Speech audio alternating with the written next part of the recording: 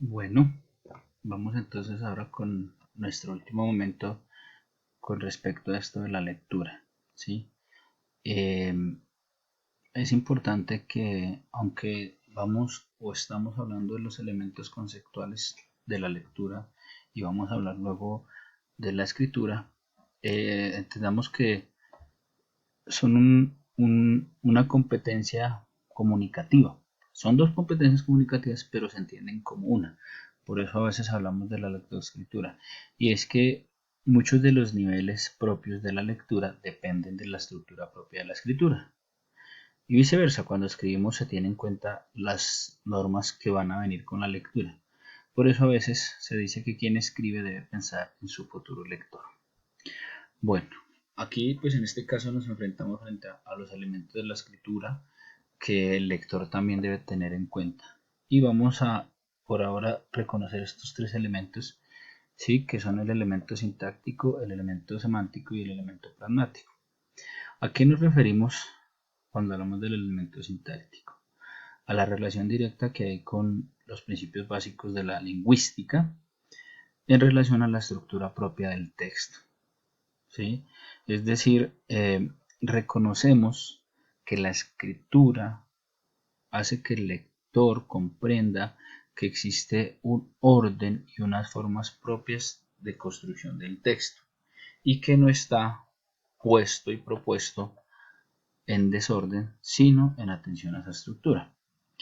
De igual manera, sabemos que todo texto al leerse contiene un elemento semántico, es decir, hay un significado. Cada texto siempre nos ofrece un significado. ¿Cuál es la importancia? Pues que el lector debe descubrir ese elemento semántico del texto que está leyendo o, en su sentido, interpretar el texto para darle su valor semántico.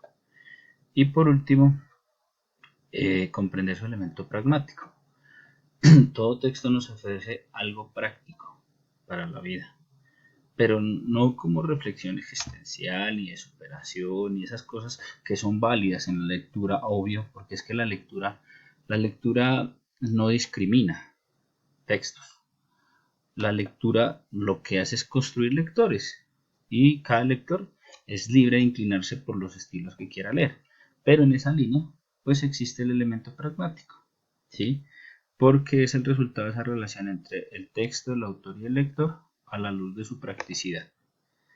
Bueno, cuando estábamos hablando en el anterior video de como los procesos de lectura, en esos modelos de lectura, pues es importante que tengamos presente que toda lectura implica estar en la capacidad de producir esquemas o representaciones de lectura, ¿sí?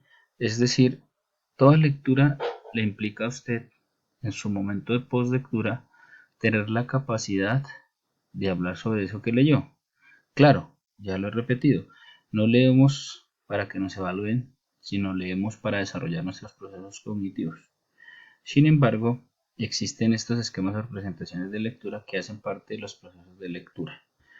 Podemos aquí en este caso pausar el video, ¿sí? Y mirar esas representaciones, esquemas de lectura que a veces usamos sin reconocer, pero que permiten que el lector profundice su proceso de lectura. Es decir, que en los procesos de lectura importan mucho los esquemas que estamos en la capacidad de realizar para nosotros darnos una idea personal de eso que consideramos nos ofreció el texto. Avanzando en los conceptos esenciales sobre la lectura, eh, es importante que tengamos en cuenta la teoría de Van Dyck sobre la estructura del texto. Para Van Dyck, todo texto al leerse nos ofrece tres estructuras, ¿sí? La microestructura, la macroestructura y la superestructura. Vamos a ir de atrás hacia adelante. ¿De qué hablamos cuando hablamos de la superestructura? Estamos hablando de la forma general que tiene el texto, dependiendo de la clase de texto. Si es lo que tradicionalmente llamamos un texto literario, pues normalmente la superestructura es que el texto literario tiene una introducción o un inicio, un nudo y un desenlace que llamamos tradicionalmente. Si hablamos de un ensayo, por ejemplo, la superestructura sería el planteamiento de la tesis, los argumentos que defienden la tesis y la conclusión de ese ensayo. ¿Sí? Si hablamos de un documento legal, pues siempre se inicia citando las leyes. El cuerpo consiste en esa ley que se instituye y se cierra con unas afirmaciones o sugerencias necesarias.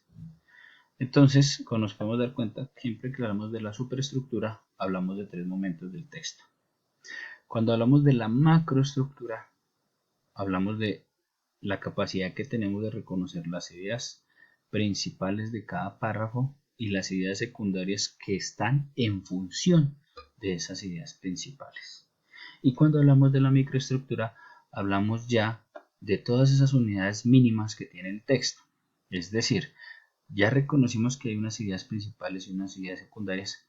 Vamos a mirar qué relación existe entre las ideas principales y las ideas secundarias, qué relación existe entre los conectores, de qué forma está cohesionado el texto, de qué forma se manejan las oraciones, qué clases de oraciones tiene.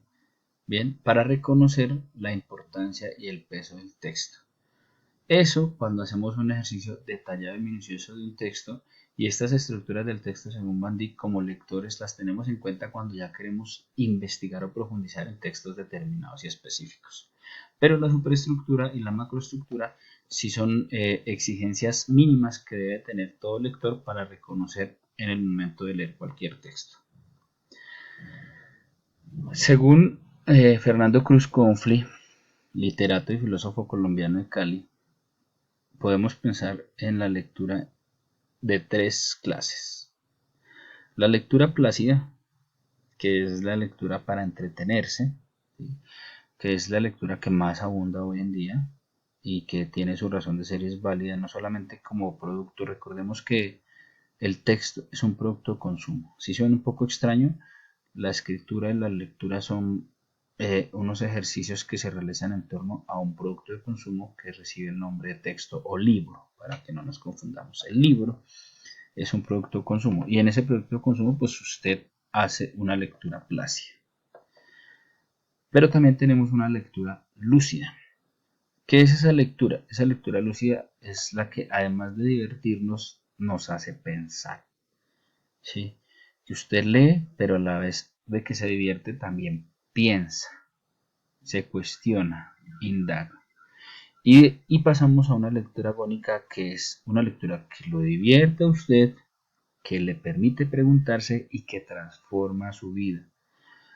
Hay libros que transforman la vida y en ese sentido tiene razón de ser la lectura.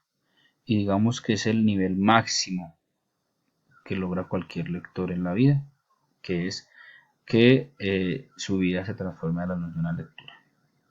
Estos son tres niveles de lectura, perdón, no niveles, tres formas de leer que nos ofrece Fernando Cruz Confli a la luz de las teorías para el siglo XXI sobre la relación entre el lector y el texto.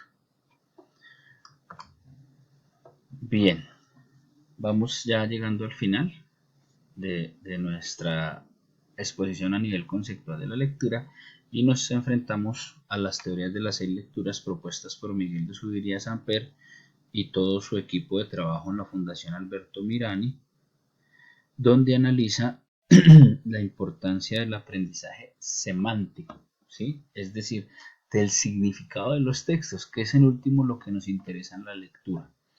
Y en ese proceso, pues él dice que existen 6 tipos de lectura para que así logremos un aprendizaje semántico de los textos.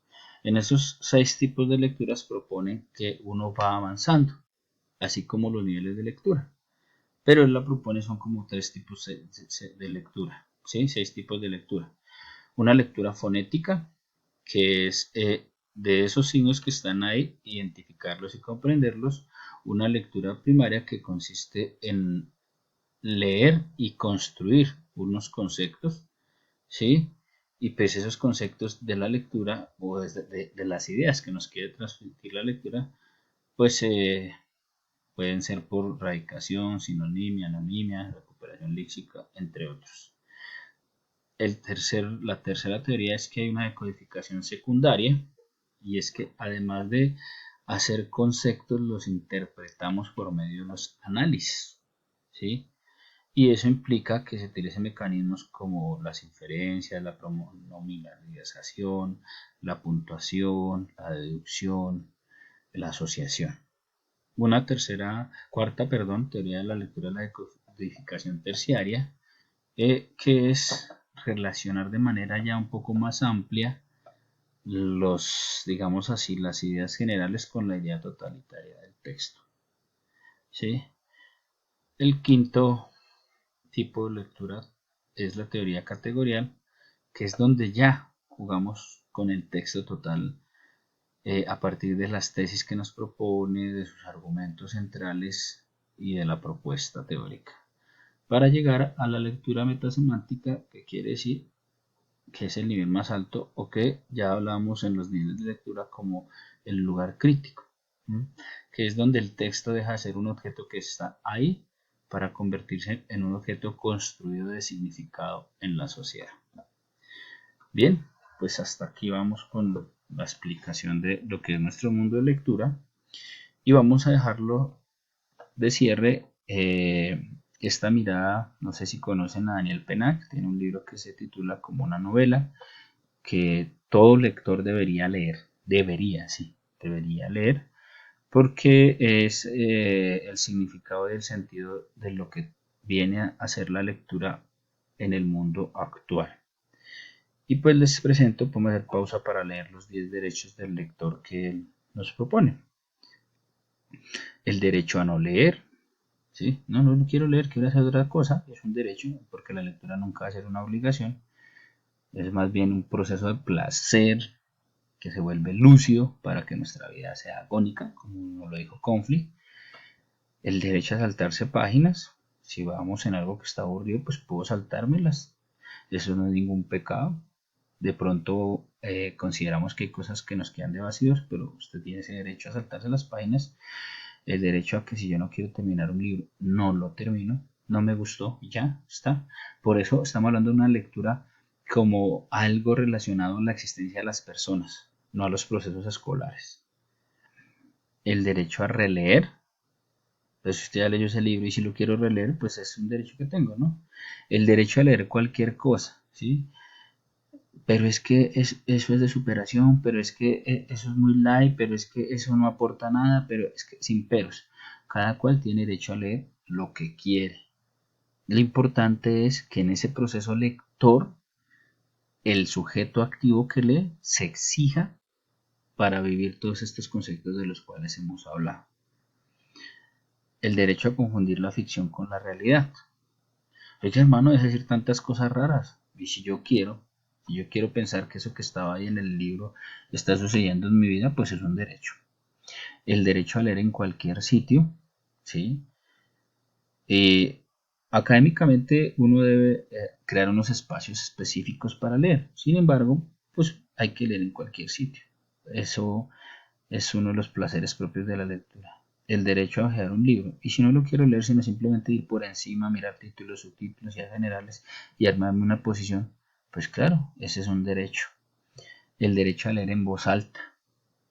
Lea pasito, y si quiero leer en voz alta, es un derecho. Y el derecho a estar callado. ¿Qué leyó tal libro? Cuénteme qué habla. No quiero hablar de eso. Lo leí y ya. ¿Sí? Y por último, 10 derechos, una advertencia. No te burles de la gente que no lee si quieres que algún día lo haga. Recordemos que todos los derechos en la vida son el proceso de formación de las personas. Algunos se dan con mayor libertad, otros con menos libertad, pero hacen parte del placer propio de la lectura. Bueno, hasta aquí dejamos. Ahora vamos a seguir conversando y analizando los procesos en los cuales estamos.